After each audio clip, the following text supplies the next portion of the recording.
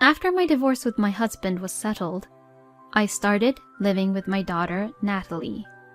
But about 6 months later, an incident occurred. It was my day off, and I was relaxing at home with Natalie when I received a phone call from my mother. To my surprise, my ex-husband and ex-mother-in-law suddenly came to my parents' house and entered without any permission. I got ready quickly and headed over to my parents' house. When I arrived at my parents' house, my ex-husband and ex-mother-in-law were sitting on the living room sofa waiting for me. I had no idea why they had come so suddenly. "Why did you both suddenly show up at my parents' house?" I asked, and my ex-husband John said something which surprised me. "I want you to give me back the money that you owe me." My name is Aaron, and I am a 40-year-old office worker. I've been married to my husband John for 14 years.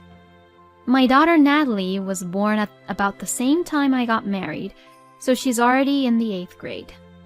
The three of us were living happily together as a family, and I knew that we would always be able to build a nice, warm home together.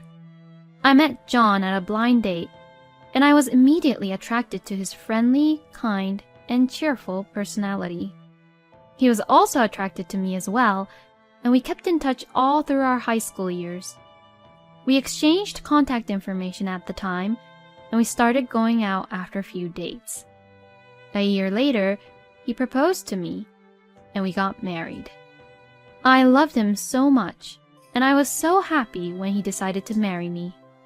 I had a group of good friends from high school, and the four of us always got together whenever something happened. When I told them that I was getting married, they all congratulated me. I remember that they all attended our wedding and were saying that they wanted to get married too.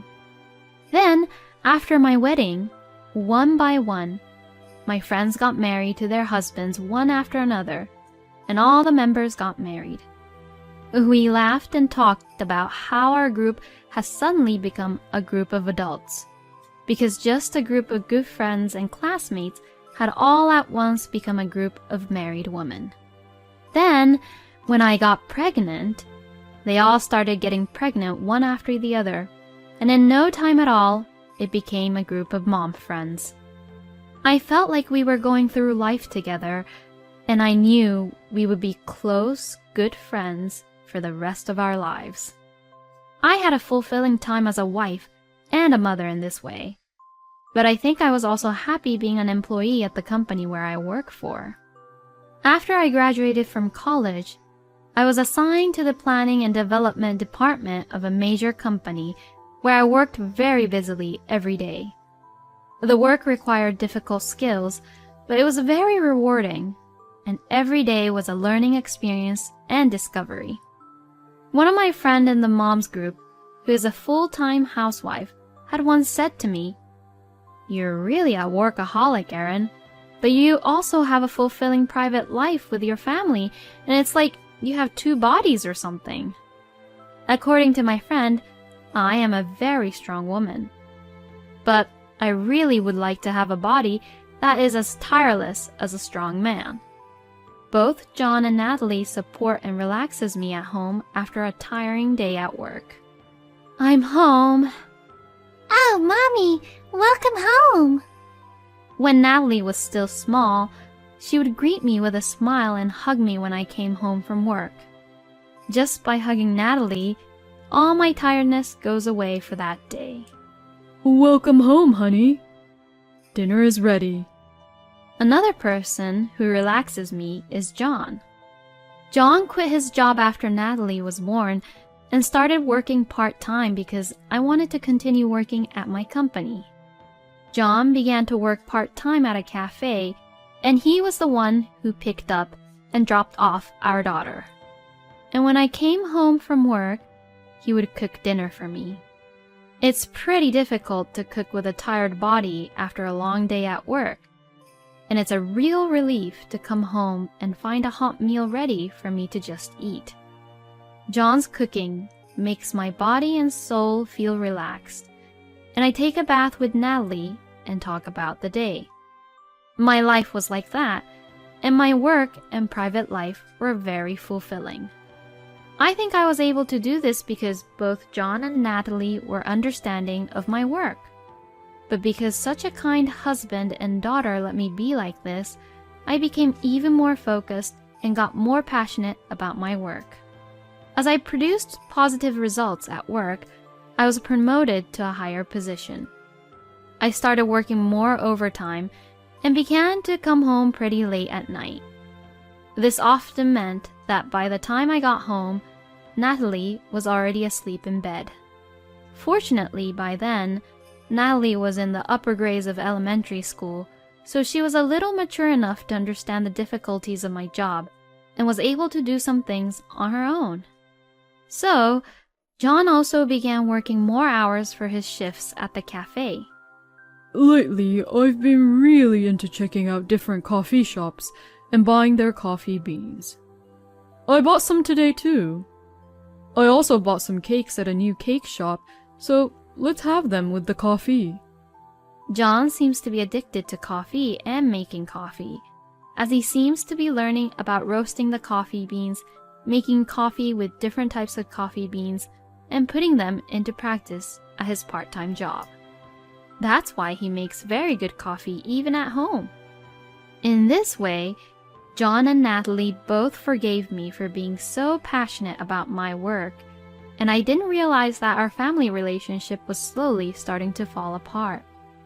I first found out about it when Natalie came to me to consult about something. What's wrong? You said you wanted to talk about something. Well, actually, the other day, when I went to see a movie with friends from school, I saw Dad being with another woman. What? It wasn't like they were holding hands arm in arm or anything like that, but they looked a little intimate with each other. And since last year or so, I often hear Dad talking on the phone before you come home from work, Mom. And at other times, Dad's so focused with his phone that he wouldn't really pay attention to me when I spoke to him, and he would look kind of happy while looking at his phone. At first, I thought he was texting you, Mom. I also thought that he was talking to you, Mom, when he was on the phone. But after seeing him, I started to wonder if he was talking to the woman from the other day.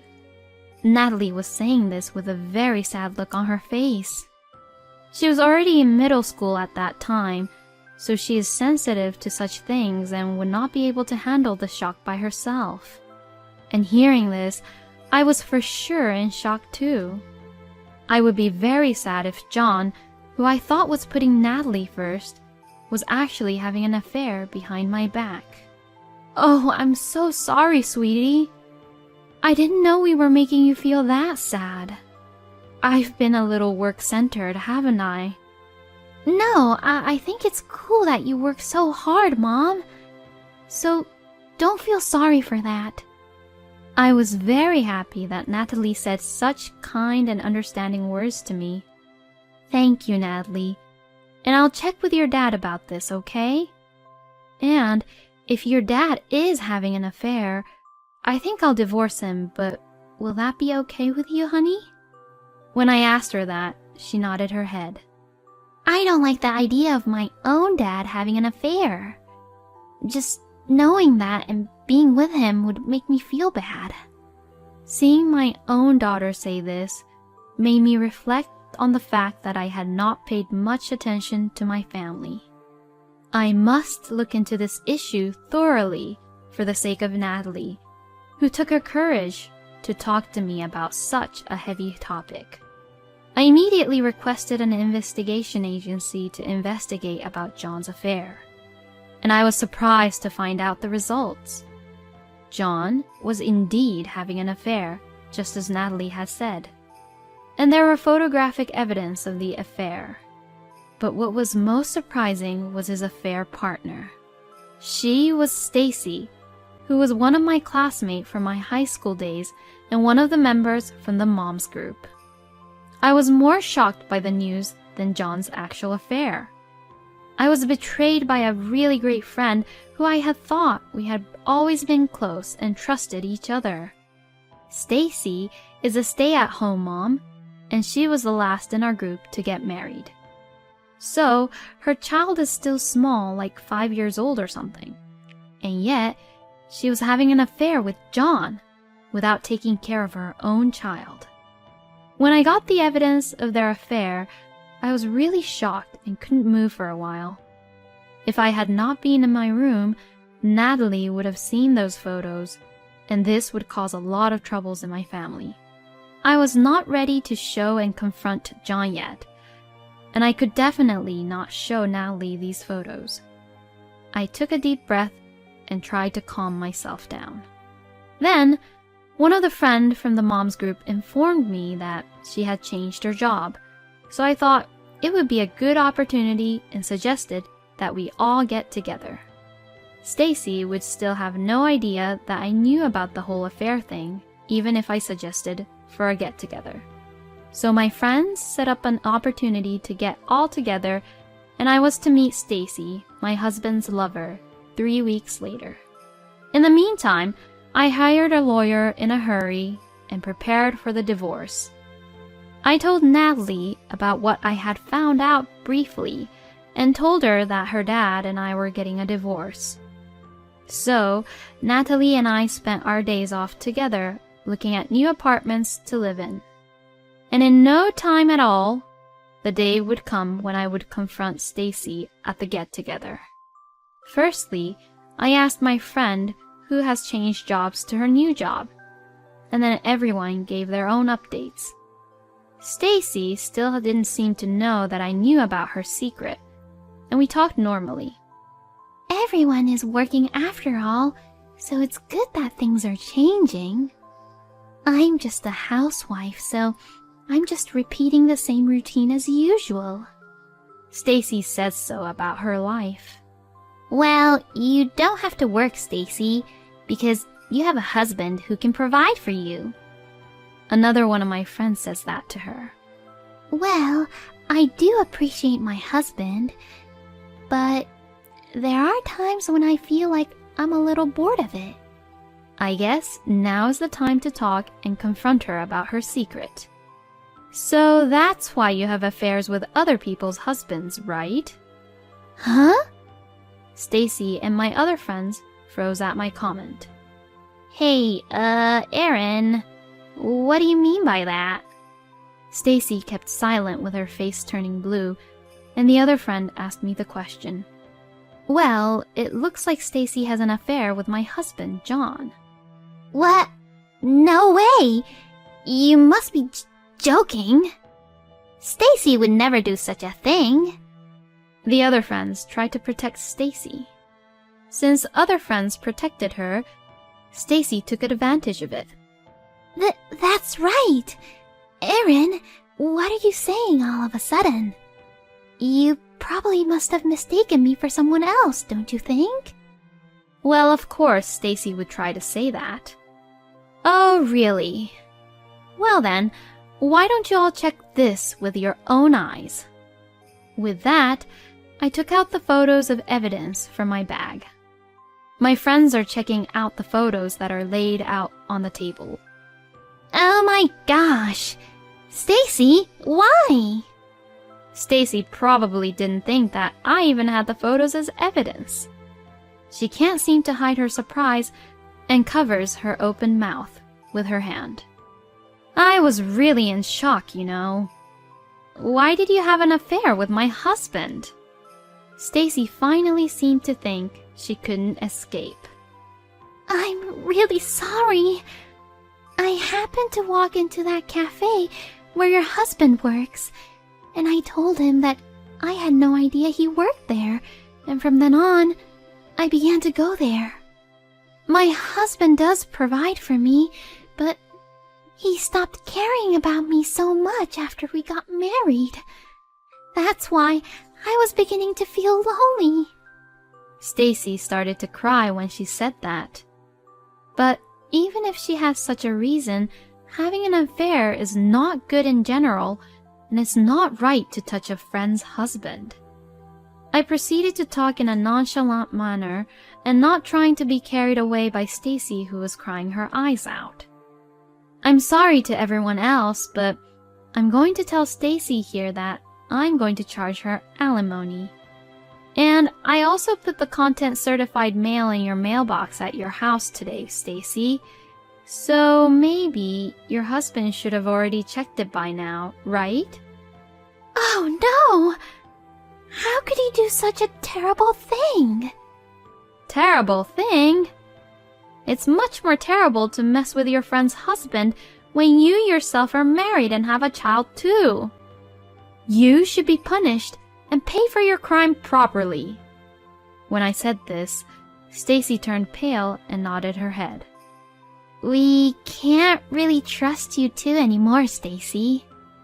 My other friends said so too, and we left the restaurant, leaving Stacy behind. Now that the revenge against Stacy was over, I had to deal with John next. I'm pretty sure that Stacy would have already contacted John about it. So, when I came home, John came to the entrance with a panicked look. Hey, how could you? What?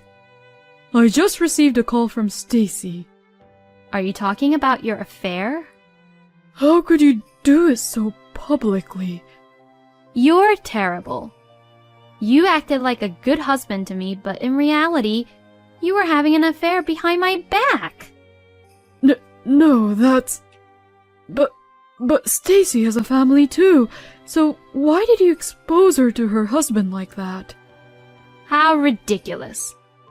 I guess people who have affairs have a similar way of thinking, huh?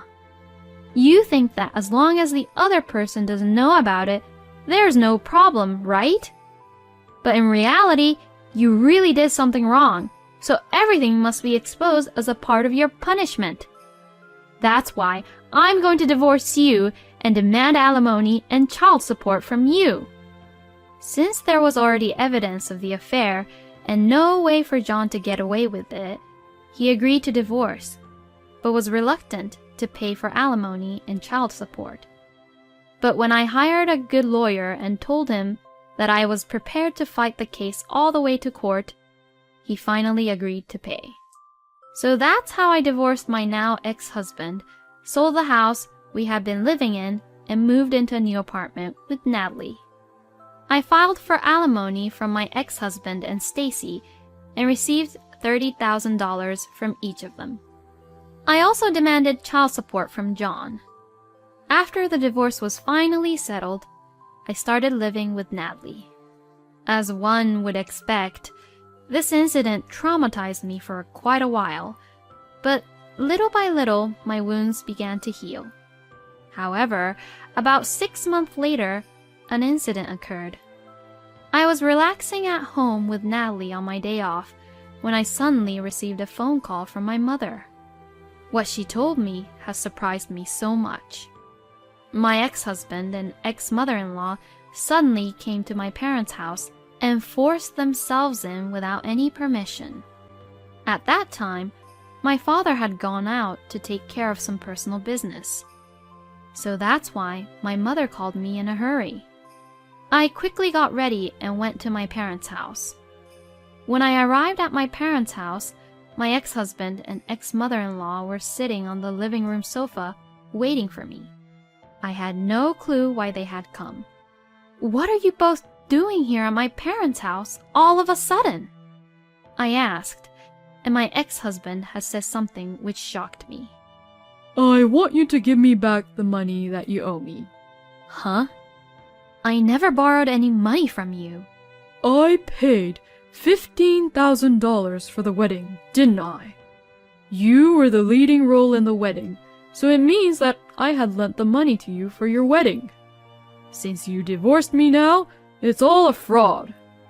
To be honest, I would sue you for the marriage fraud, but all you have to do is return the $15,000 as a settlement. He had said an impossible request.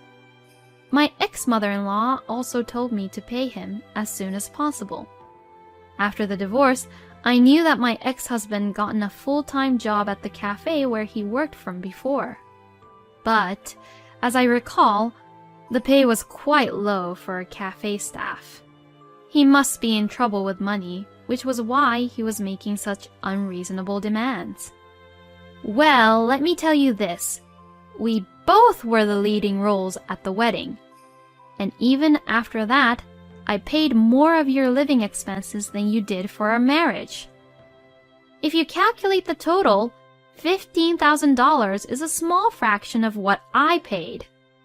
So don't harass me by making impossible demands.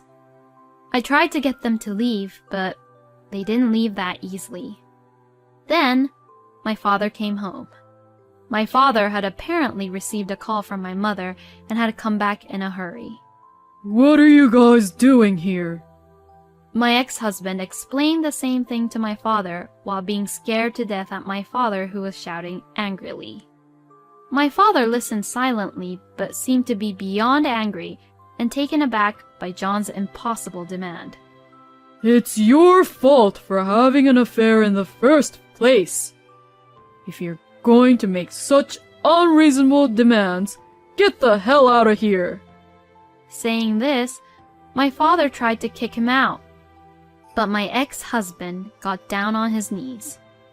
Please, Aaron, lend me money. Not only from you, but Stacy's husband is demanding alimony from me, and I really can't pay up anymore. $15,000. No, $10,000 would even help. He must be insane to be begging for money at a time like this. I coldly told him, "No, I can't do that, so go home." But to that, my ex-mother-in-law says, Come on, you are also responsible for what had happened. and insisted that I was obligated to lend the money. The situation was getting out of hand. So, my father said, Okay, I'll get the money, so wait. And went to another room. Hey, Dad, what do you mean? I hurried after him, and my father grinned. Well, I have plenty of money. Since we have it, why don't we give it to them? I was convinced after I saw my father open the closet and take it out. Well, this'll be interesting. My father put the bills in an envelope and gave it to John. After finally getting what they wanted, my ex-husband and ex-mother-in-law left with satisfied looks on their faces. And just as they left, I immediately locked the door and called the police. The two seemed to have checked the envelope after they went outside, and immediately came back and started banging on our front door. Hey, what the hell is going on here? This is fake money from Monopoly. I don't want this fake cash. My ex-husband shouted angrily at the door. I laughed and said to him over the front door, "Since we have so much money, I thought I'd share it with you, you know." Then, my ex-husband said, You've got to be kidding! and started to bang the front door even harder. It sounded as if they were both kicking the door with their feet. But they didn't seem to think that this would end up becoming a huge problem for them. John and his mother were just kicking the front door when the police arrived and caught them red-handed. All the neighbors gathered around, and apparently a lot of people saw John and his mother getting arrested. In the end, John didn't get any money, but he had to pay a fine for the arrest and the cost of reimbursement for the damage to our front door.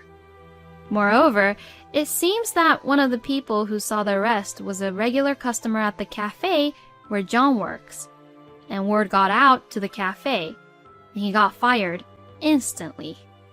Now, he's currently unable to find work and has returned to his parents' home, where his in-laws are paying alimony and child support on his behalf instead. I have also issued a restraining order against my former in-laws against our family. Now, if anything happens, my family will be able to call the police, and the police would come immediately. And now, I am happy as ever with Natalie. I will continue to work hard and watch my own daughter grow up. Thank you for watching until the end. Please subscribe to our channel. See you in the next video.